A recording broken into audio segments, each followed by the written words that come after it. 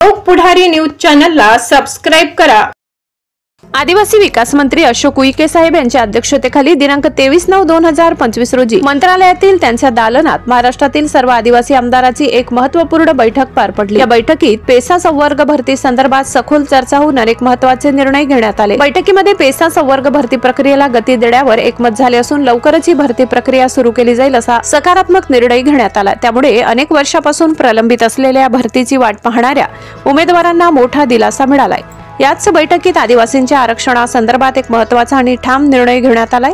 आदिवासींच्या पेसा संवर्गातील आरक्षणात बंजारा आणि धनगर समाजाच्या आरक्षणाचा समावेश केला जाणार नाही असे स्पष्टपणे ठरविण्यात आले। आदिवासी समाजाच्या हक्कांचे आणि आरक्षणाचे संरक्षण करण्यासाठी हा निर्णय घेण्यात आला। या महत्त्वपूर्ण बैठकीत नवापूर तालुक्याचे आमदार शिरीष कुमार नाईक साहेब, आमशा पडवी साहेब यासह महाराष्ट्रातील अनेक आदिवासी आमदार उपस्थित होते। त्यांनी या निर्णयांचे स्वागत केले असून आदिवासी समाजाच्या विकासासाठी आणि त्यांच्या हक्कांच्या संरक्षणासाठी शासन कटिबद्ध असल्याचे सांगितले।